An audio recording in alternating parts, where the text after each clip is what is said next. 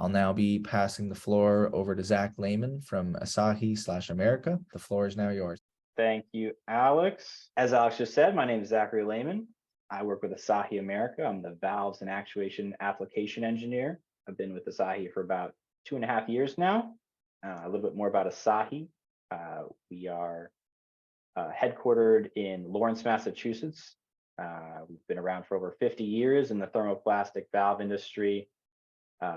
We have a 200,000 square foot administrative and manufacturing facility here in Lawrence. We do a lot of our valve assembly, any fabrication on piping that we do. And we also have a satellite facility down in Louisiana that does a lot of other fabrication stuff. A little bit about the history of why we're good in aquaculture systems is we have a lot of relevance in the national aquarium and zoo industry in the U.S. and internationally. We have for many decades now been involved in lots of these industries, major names: Monterey Bay, Busch Gardens, Ripley's, SeaWorld, Georgia Aquarium, Shed. All the main components. Asahi is kind of seen as the premier thermoplastic valve in these industries. And while it's not exactly one-to-one with aquaculture, the zoos and aquariums really focus on the clarity and quality of water, whereas aquaculture is really more just about quality of water. But with our valves doing well in both clarity and quality, it is a great jumping point into the newer industry of aquaculture. So just a brief overview of some of the valves that we offer. This is not our entire selection, but this is really what's more prevalent to kind of the aquaculture scene. Ball valves, very common. That's the top left there, our Series 21 butterfly valves, more larger to do valves. Middle there, the gate valves, top right, and then check valves. This is a swing check there on the bottom left. Also have ball checks, very common. And then strainer valves, our Y strainer valve here in the bottom right. A little bit about why you'd want to go with an industrial grade kind of premier valve versus a standard department store off the shelf valve.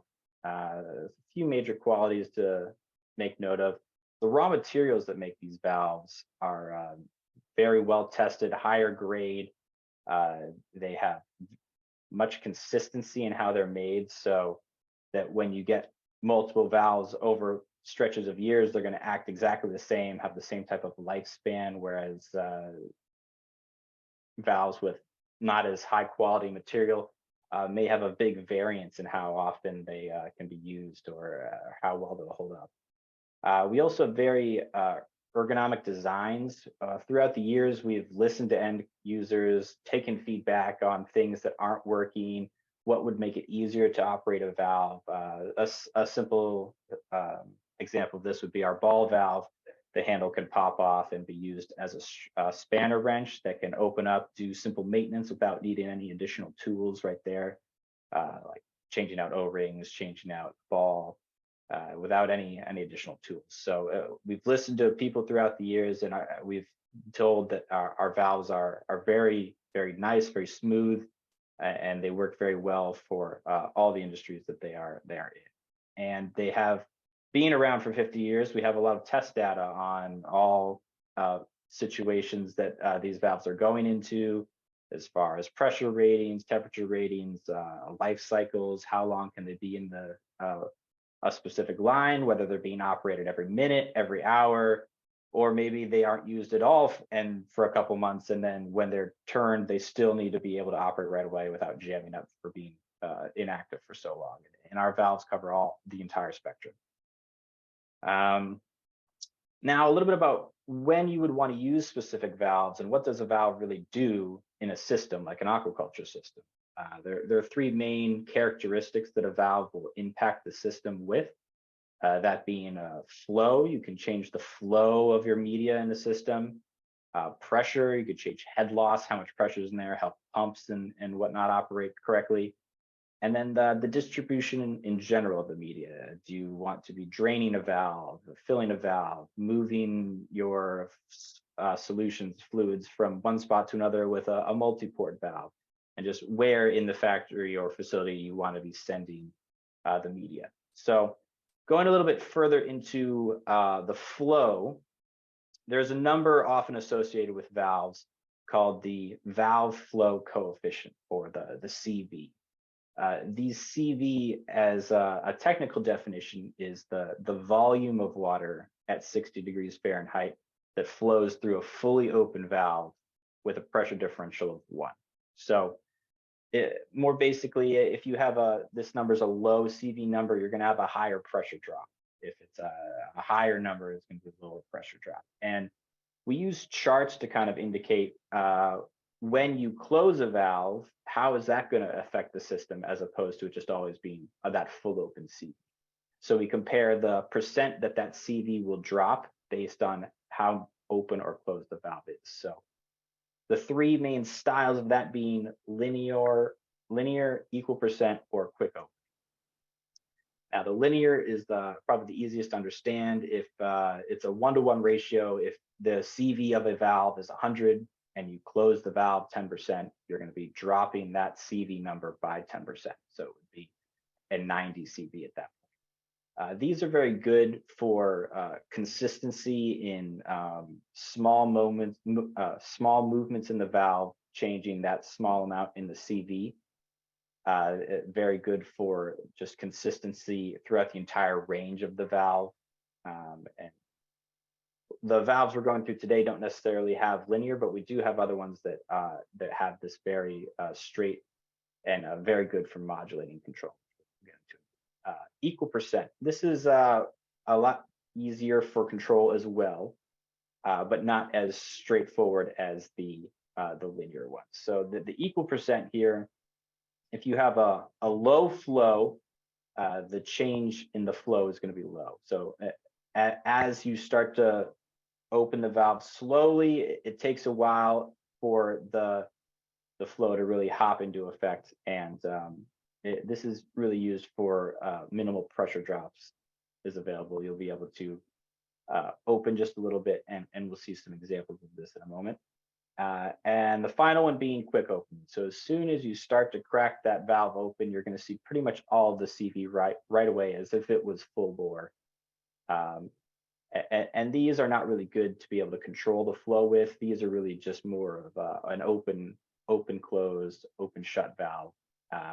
And this is probably one of the more common ones that are needed in the industry. Now into specifics of valves, ball valve. One of the most commons that you will see, it's an open closed valve. It turns 90 degrees. It'll be lever operated. When it's fully open, it'll be full bore. There will be nothing blocking any of the flow. This, as a flow characteristic that we just talked about, this is one of those quick openings. So as soon as you start to open the valve, it's pretty much fully going. It has very poor controllability and very low pressure drops on it as well. A note on these, you should avoid using suspended particles with ball valves. If you have sand or something in the line, those particles can get caught between the ball and the wall as it is operated open and closed, and then you'll get little scores or marks in the ball that'll lead to eventual pathways for fluid to leak by the valve. So when it's fully closed, you're still going to see leaks by. This is another version of a ball valve that we have that is actually designed to not be full bore. It has that V-port design, as you can see there. That's precision machined at our shop. SST in this case stands for Seat Support Technology. You saw the bar that went across the V-port opening there is meant to keep the seat in place so that it's not blown out of the system sometimes when you get a full, true V-port. It makes the seat a little bit more unstable. These are great in being able to control flow at still a cheaper cost, like the ball valve that we saw before. With this not being a full bore, it is more of a medium pressure drop, but the characteristic of flow changes to being an equal percent. And being able to operate these manually, you can see the indicator plate on top there that shows the degrees of how open or closed it is to help you locally see control, or if you wanted to operate this with an actuator, uh, it is good for controlling flow in that manner as well. Size ranges for these SST valves and the other ball valves are more in the 1/2 inch to 4 inch range. Once you get past that, you're going to be looking at larger style valves like a gate valve. So these gate valves also going to be quick opening, not very good with controllability. If you partially open these, that plug will still be in line. You'll start to see chatter on the valve, which is not good. But these do better with suspended particles, unlike those ball valves. So if there's particles in the system, gate valves are great for open flows. Put it on a drain or something like that, because the plug itself is sturdier. It's not as adverse to scoring, and there is at the bottom of the valve there's a drain option where you can unscrew a bolt, be able to drain out any particulate in there. Makes it a lot easier for maintenance. You don't need to take it out of the line to do type of cleaning. And so good with particulate, still open, close. You wouldn't really want to put any type of controllability on these. But it does have a large range than ball valves. So these can get all the way up to around 14 inches, from 1.5 to 14 inches. So much bigger range there. Butterfly valves. These are the most common valves you'll see in any of these systems because of their versatility and large range of valves. So you can get butterfly valves from 1.5 all the way up to 48 inches. These are not full bore. There's a disc in the middle. There's no way it'll ever be full open, but these will also have equal percent flow characteristics. So similar to that SST ball we just saw, these are very good for being able to modulate or operate locally with either a lever or gear operator. These are tolerant to most short particles. Some of the larger stuff can get stuck just because the disc is still in the way. Stuff can get caught on there, and there are situations where larger particles not as good. But as far as worried about scoring, butterfly valves do much better than just a standard ball valve in that regard. So pressure drops low on these, decent controllability. Still a 90-degree turn valve though. The gate valve that we just saw was a multi-turn valve, so it has, depending on the size, more than 90 degrees. It goes, 6-7 turns for a full open, full close. Accessories on all these valves. Some of the main ones that you'll see: butterfly valves can have chain operators due to the hand wheel on the gear operator. Chain wheels means that you can hang these up in a ceiling, or 10 feet, 15 feet off the ground, and have a chain fall down so that you can operate them from the floor. Stem extensions, conversely, you can have a below grade underground. You can bury them. The stem will come up to ground level so that you can operate them.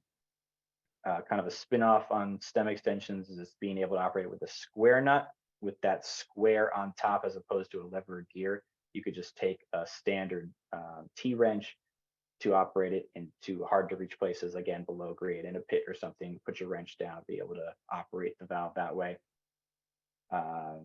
Locking handles, all of our valves have the ability to be locked, lock out, tag out. Not all of them are standard, so make sure when ordering you're checking if that feature is available standard or if it needs to be added on. Color coordination is big in systems where you have lots of different lines with different solutions, or you just want to make sure that if it's easier for people operating them manually to see which lines go where. Good thing to put into any type of system with better organization. And then actuation, the final thing that we're going to dive into here is actuating these valves. We have two main ways: pneumatic and electric. Pneumatic being operated on compressed fluid, air mostly. Why would you want to operate a valve with an actuator? Most of the time, it's a lot more expensive, so there are definitely drawbacks to it, but it makes it a lot easier to operate these valves if you can just stay in one position, or like a control room, and be able to operate a whole network of these valves. You can set up entire systems, being able to just put it in one spot. You can operate valves at hard to reach places with these. So the ones up in the rafters would be good to put actuators on. You can get consistency of the water quality when you have an actuator set to do the same thing every time versus a person going over and turning a valve to a specific point. You'll be able to remote monitor these systems. So you'll get feedback to that control room saying which valves are open, which ones are closed, how is the system running currently. You'll be able to have emergency response controls with actuators. So a fail safe, if it's a pneumatic, you could have springs in there to close it upon a power failure or any type of failure in the system. Or electric actuators have battery or pneumatic or a battery or capacitor fail safes that if power goes out, the battery or capacitor will kick in to put the valve into that fail position until power can come back in. Some of the attachments that you can put on these pneumatic actuators, limit switches used for feedback to that program, the PLC or the headquarters, and that screen that you're looking at to say whether the valve is open or closed. Speed controlled solenoids that you can operate these pneumatics with an electrical signal, 120 volt, 24 volt, and you can speed control it so that the pneumatic air doesn't go in all right at once and open it in under a second. You can slow it down. You can make sure there's no water hammers from these. Positioners for those butterfly valves, SST valves that you want to be able to operate that not just full open, full close, but be able to put somewhere in between. Positioners will help you be able to input an analog signal of 4 to 20 millionth most commonly, and that'll open the valve to a particular percentage and get, like we said, that consistent flow every time. Spring return, we already talked about the fail positions, air filter regulators to make sure the air, whatever compressible liquid you're putting in to operate these is clean, mechanical declutches so that even though there is a gearbox and this actuator is on a valve, you can go over and locally operate these. Get it out of that gear train, operate the valve, put it back in, back to normal operation. Cam stops, maybe you don't want a valve to ever open more than 75% open. You put a cam stop in, make sure that there's a mechanical stop so there is no way that the valve can open past that. Electrical actuators, very similar options, but all kind of within its own confinements. Manual overrides like the D-clutch, being able to walk over locally, operate the valve. Auxiliary limit switches so that you're getting that feedback to your control room. Heaters and thermostats so that inside of the actuator itself, there's a consistent temperature. There isn't big drops that it would make condensation in there. You don't want water around the electrical current or circuits in there. Positioner cards for those SSTs, those butterflies that you want to open partially. The fail-safe methods for these are batteries or capacitors. Mechanical brakes, making sure sometimes rubbers in like a butterfly valve can get hard over time and push back on the disc. The brake will make sure that once they're seated, they stay seated for a longer period of time. Local remote stations, so you could walk over and instead of declutching it to operate it, maybe there's a actuator up in the ceiling 10 feet up, and you want to put a box down ground level that can still operate it at a local level, but still electric without needing to climb up a ladder and declutch it. So lots of options. Feel free to go to our website to learn more about than what we have time for in these presentations. But if you guys have any questions now, I'll open the floor up, and Alex, you can moderate some of those. And if we don't get to anything, my contact information is on the screen for email me, call me if any of that specific questions. Awesome. Thank you so much, Zach. That was a great presentation. I'll start you off with the same question I asked last time. What would you want to be the main takeaway from this presentation? Yeah, so main takeaway I would say would be there's a lot of different valves out there that do a lot of different things, and it's good to know what you're putting into your system that's going to not be over-engineered or not be under-engineered, that you're choosing the right valve for whatever system you're using. And we have a lot of different options, and we can help with any questions and what type of system you're running in. So it's kind of just a general overview of opening eyes to what can be done. Right. Okay, awesome. I got a question here. What's the standard warranty for your valves, and are these made in America? Yep, like I said, our headquarters is in Lawrence. We do get bodies and stuff that are molded in our parent company in Japan, but everything is assembled, made in America, and we have a 3-year warranty on all our valves and actuators, but we've seen, valves and actuators out in the system 20, 25 years plus. So it's really more just of a, factory warranty. If there's anything that pops up in those first 3 years, Okay. have them returned. Yeah, beautiful.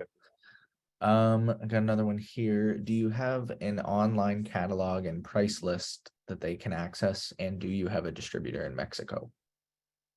We do. We have all of those things. So online catalog, bottom of our screen here, asahi-america.com. You'll be able to go to the tab for catalogs over in the service center, I believe. And I don't know the specific distributor of Mexico off the top of my head, but if that person wants to shoot me an email, I can get them in contact with our sales representative of Mexico, and he would be happy to help with any types of inquiries on valves, actuators, stuff that we sell.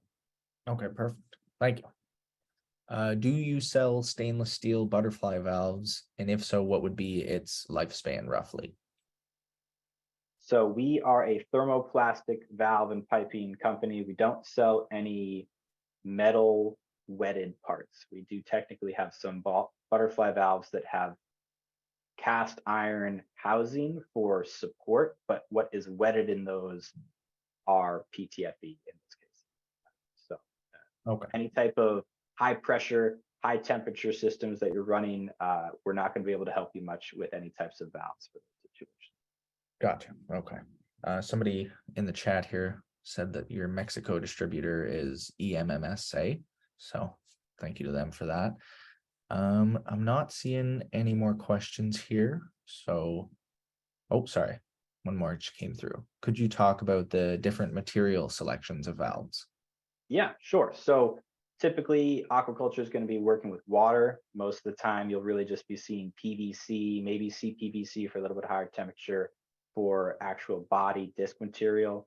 As far as rubbers, seals go, EPM most common for water. Also have FKM, also known brand-wise as Viton. Those are very common.